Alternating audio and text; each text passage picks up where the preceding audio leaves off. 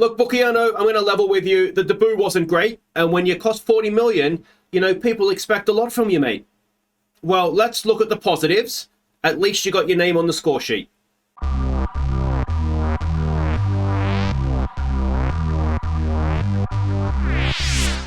Hey guys, I'm Aussie Villain, and welcome back to Queen of the South, Season 10, Episode 5 today, and it's a big test for our new look team because we have Rangers in the league, and then we face Juventus in the Champions League. Two massive games, they really are. Now, there's not too much to catch you up on off the field since last episode, so I thought we'd have a look at the dynamics with the new signings that came in.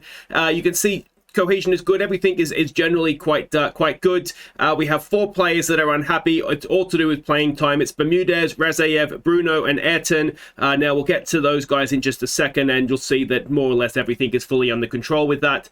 If we go and have a look at the hierarchy, we can see we've still got Walker, Bermudez, and Bayless as the team leaders, and with the exception of the third choice goalkeeper, everybody supports me. So that is obviously essentially perfect, because the third choice goalkeeper, realistically, we don't particularly care about. And this is the even better news, is that the social groups, we are just about all together as one core social group. And if we can get to that, well, that really is the Everest, isn't it? If we can get everybody in the same group. So it's only a couple of guys, and most of them, to be fair, are new guys or guys that are on the fringes of the squad anyway. So I'm relatively confident that we are all going to come together. And I think we've sort of done most of our major signings now. I don't think there's too much left in terms of having to, we don't have to do massive squad rebuilds now. We've just got to add to what we already have.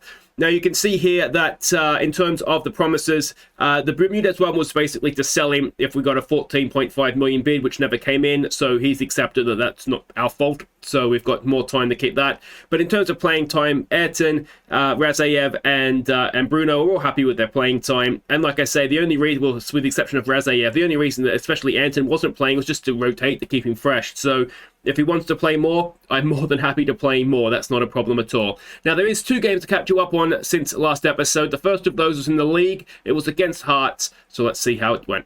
Celino played in Arvik to put us ahead. Diaz's block shot fell for Celino to make it 2-0. Before Arvik picked out Diaz in the area to make it 3-0 at half-time. So we ripped them apart in the first half. The second half, honestly, it's just one of those things. We just never really looked like we wanted to score again. They were down to 10 men as well, which makes it actually a little bit disappointing, given how goal difference shaped up last season. If we had beaten Celtic, we would have almost certainly lost on goal difference. So yeah, that was disappointing. But Arvik, Celino, and Diaz kind of got a goal each and an assist each. So that's obviously a good thing. The next game to catch you up on was in the League Cup, the Betfred. It was against Tycoon-owned Ross County. Place at Hampden in the semi-finals on the line. Let's see who's going. Oh, cross for Celino to put us in front. Walker added a second before half-time. Celino made it 3-0. And then completed his hat-trick to make it 4. So what a performance this was. It wasn't necessarily our strongest team as ever. I do tend to use this competition to experiment in. Celino with a hat-trick. Walker chipped in with the goal. We used, as you can see, we used wingers. We used Bowl on the right-hand side, and you can see he absolutely ran the show for us.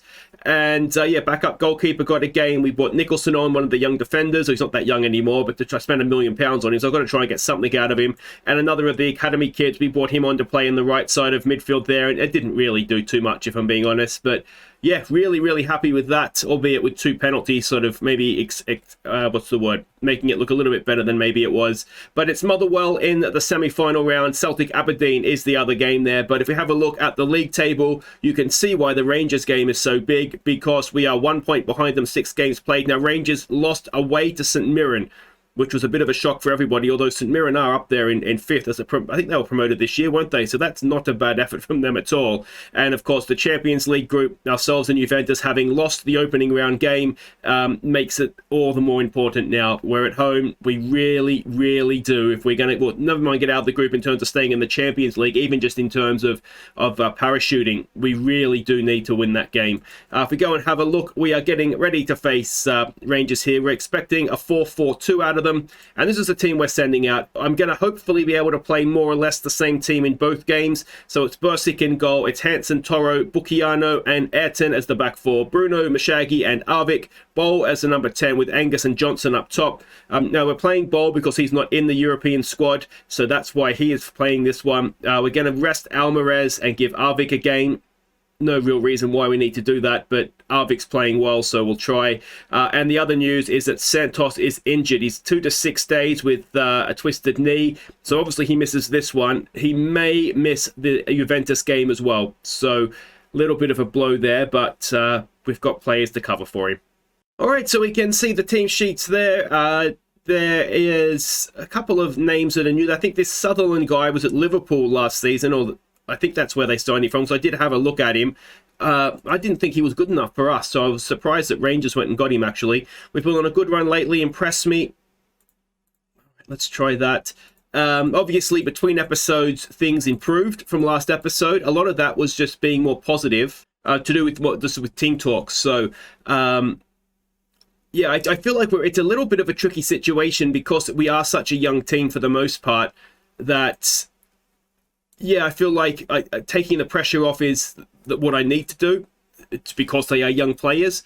But then I just wonder if it's a fine line. Because what I've noticed is that if we concede a goal, if I sort of say I expect you to win this game kind of thing, you can see Bruno's nervous there already. And if we miss a chance or if we don't score sort of relatively early on, that's when they start to get nervous and apprehensive and all that kind of stuff. So... I think it's just a bit of a fine line to walk on that front. So I'm wondering now if Bruno has that doesn't like big games thing or something along those lines. I maybe need to look into. I do feel a little bit like Bruno is on thin ice in terms of do we see our future with him?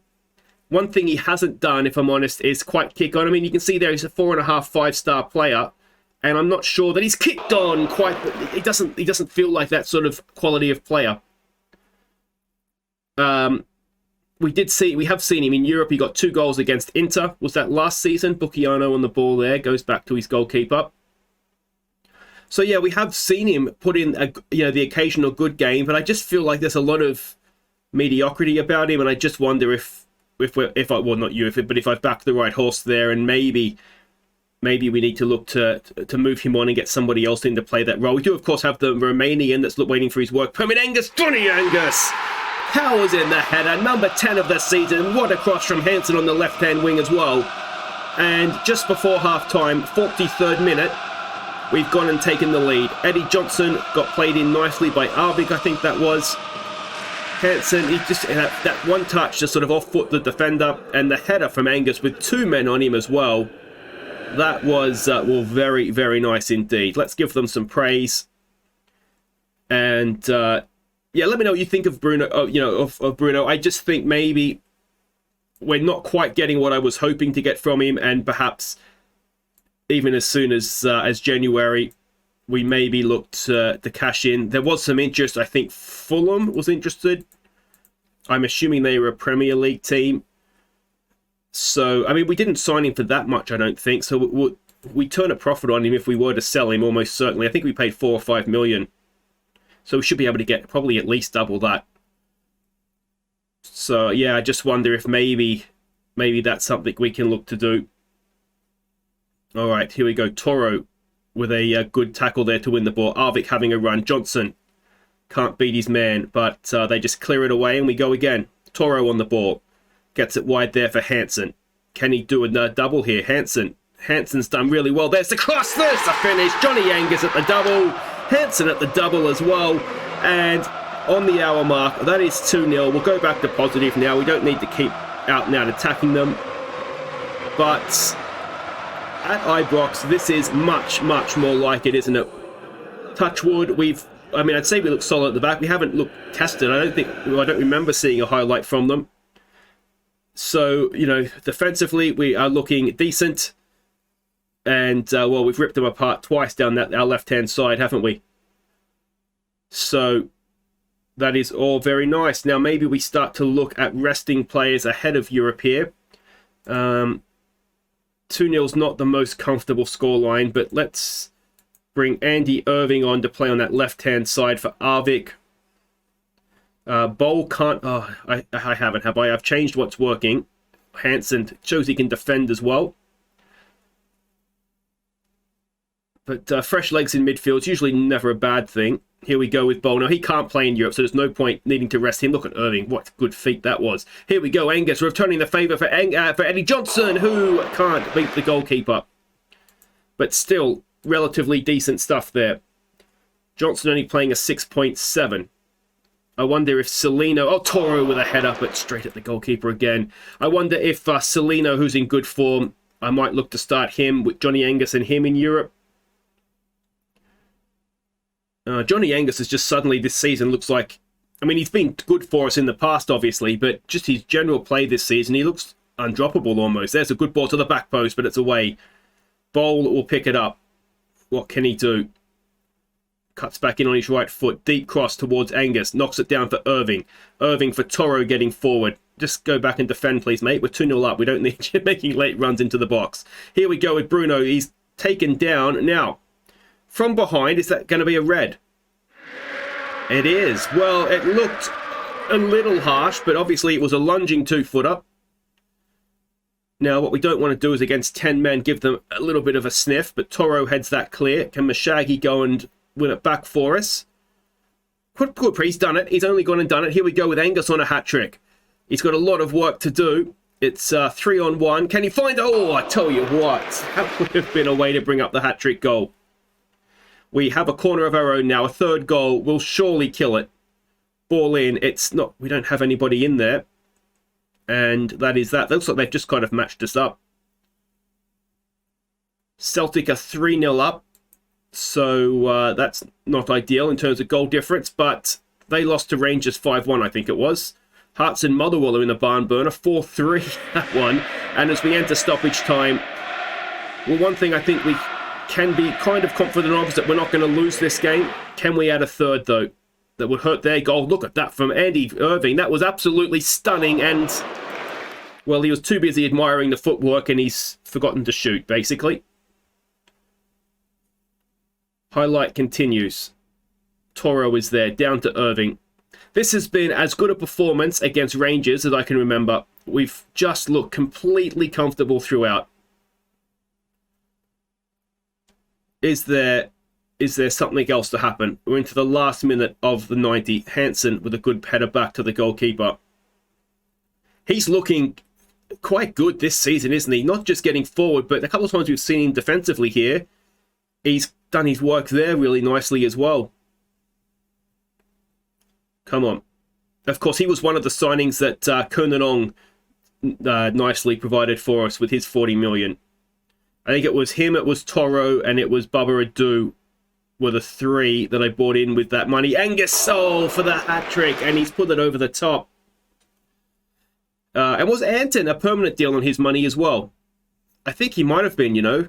But anyway, so it was basically our back four, with the exception of Bukiano, that got paid for by Ong. So he's left a legacy, and, well, that legacy looked half decent that game, didn't it? So there we go. We climb to the top of the table. Celtic and Rangers behind us. 5-0 Celtic won. Goal difference with them is even, though. So Angus sends us top. Samak is disappointed by humbling defeat. I mean, it was as comfortable as I remember us beating Rangers. I think we might have beaten them by more, perhaps, in the past, but that just seemed like I wouldn't go as far as to say a walk in the park, but certainly... Oh, certainly a jog anyway. All right, wait right there. We've got Juventus next, and let's see if we can go 6 points from the episode, and if we can, well, that'll be a dream, won't it? Okay, welcome back. Well, the good news is that the kids have done it again. 2-0, they've beaten Juventus' kids. Now, we did drop a few players back down. The main one, I think, was Baba Adu, and I mean, he's a very good player for the under-19s. But yeah, the new signing, Reece Layton, he got a double, and well, we've won 2 of 2. So looking good to progress there are the kids. Now, other news is that, not that one, this one, no, not that one. Here we go. The good news is that Chelsea have, well, I don't know if it's good news or bad news, but Chelsea have spanked Real Sociedad 4-1. So that would suggest that Chelsea are the best team in the group. Real Sociedad beat us. Chelsea beat Juventus. So now it seems a little bit like it's a playoff to see who's the worst team here. But let's hope it's not us. Let's hope we can get something out of this. We're expecting sort of the Celtic formation, a defensively minded 4-3-3 out of them. And this is a team we're sending out. We're conducting an experiment here. I've decided that if we're going to lose, I want to go down fighting. So we're going to play just basically the way we would normally play. So Burstic in goal, Hansen, Toro, Bukiano, and Ayrton is the back four. A few changes in midfield. Bayless comes in with Mashagi and Alvarez. The reason for Bayless, they're expected to be a gegenpress side. Bayless's first touch is 14. If we go and have a look at Bruno's first touch, it's 13. So I'm just thinking, you know, that perhaps that will help us out. I mean, the downside is the work rate's less, but we'll see. We'll just see how it works out. Bermudez plays as the number 10. It's Angus and Celino that go up top as the two strikers. Yeah, we're going to give them no respect, have a go at them, and see how we go. All right, so we can see their team sheet there. McKinney is a player that is obviously current. Locatelli, is that the Locatelli or a different one? Chiesa's a good player, and Moise Keane. But of course, 10 years on, they are going to be creaking a little bit, aren't they? So, yeah, put on a show. I mean, that is. Let's go with it. I'm trying to trust Wheater a little bit more. Point finger, go out there and make a difference. Team talk's decent. Let's hope the performance is as well. Yeah, so let me know what you think of this approach. I just figured, you know, if we're going to win the Champions League at some point, then we need to beat these teams. You know, we can't just be 10 men behind the ball clinging on and hope. I mean, you can. I mean, Mourinho did it at Inter, didn't he? But you know what I mean. It's unlikely that that's going to work. So we need to have a threat, particularly at home. So we'll see how we go here. And this is a tough group anyway. Having lost the first one to Real Sociedad, we need to win at home. So I just figure let's see exactly how good we are. And if that's, you know, 4-0 defeat bad, then at least we know that. And, you know, we can keep planning and figuring out how we're going to get results here. But, yeah, I mean, early signs are not great for us. We do have room to maneuver tactically. We're sort of, as I say, playing the same way. The fact that they're a gegenpressing side, we're not having much possession. I think what we might need to do then is raise the tempo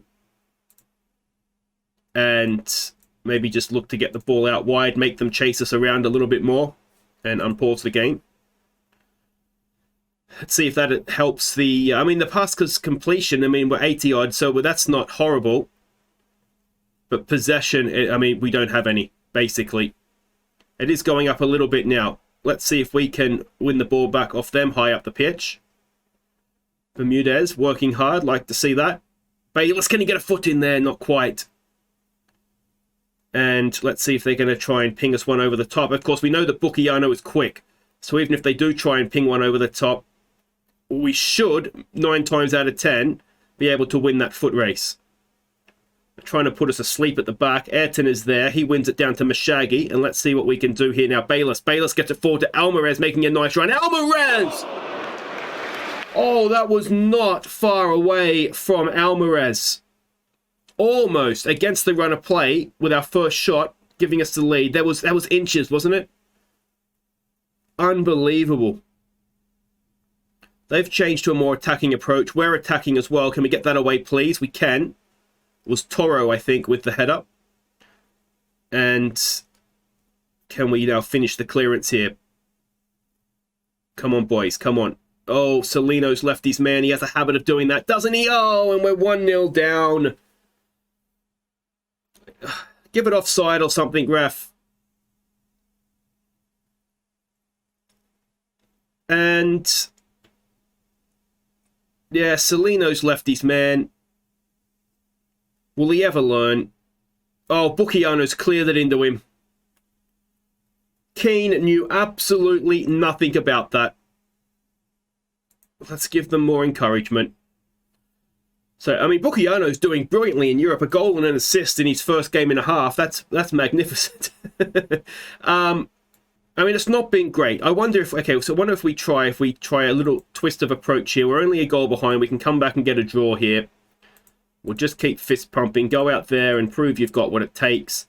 And I wonder if we also don't look to exploit the flanks. Just kind of play it as we see it. We've got Bermudez playing a 6.3. We could bring Arvik into that position and see how he goes. Let him have a run at them. We'll give Bermudez a little bit of time, but it doesn't look like... And Johnny Angus is having a poor game as well. All right, so let's get Arvik on for Bermudez. We'll keep encouraging. Mashagi's not having a great game. All right, I wonder... Let's try pressing them higher up the field. We do have the pace back there. And the other thing I thought of, let's try running at them. See if we can cause them a trouble that way. S10 is exhausted, but that's because he wants to play every game. We've got a corner with Alvarez. Can he find a big centre-back? Toro! Just over. Oh, that was a good chance too, wasn't it? All right, Mashagi's having an off day. Let's get Irving on for him. We know Irving can pick a pass. Let's try to demand more. It's 5-1 or 2 up. Possession, I mean, we still haven't had any. And it's difficult to win if you don't have the ball, isn't it? All right, we're coming towards the end here. It's another 1-0 game despite... All right, so, okay, let's... Johnny Angus is not playing well. I wonder if what we need is a bit of a change of shape here. Let me think about this. Okay, so we're going to go with wingers. Arvik and Johnson's going to come on and play the wide areas. Angus is going to stay on as a deep lying forward. We're going to try and get Bayless forward, though he is more of just get forward as an attacking midfielder. And yeah, we'll just kind of see if we can catch them out with a change of shape. There's what, 5 minutes plus stoppages to go. Maybe we can get something going here late on. There is a highlight in the 90th minute. What can we do here? We are pressing them high up the pitch. All that kind of stuff we kept the same. But if we were to lose this one, then we really are just fighting for that third spot, I think, and just trying to beat Real Sociedad. But the thing is, they might take points off these two as well. Toro gets it clear. But a little bit like the Rangers game, it's roles reversed, isn't it? That we're just clearing it up to their defenders. I wonder if we should be looking to clear it into wide areas where we have Johnson and Arvik. But Hansen gets back, does he? Yes. Oh, he's looked good defensively this episode.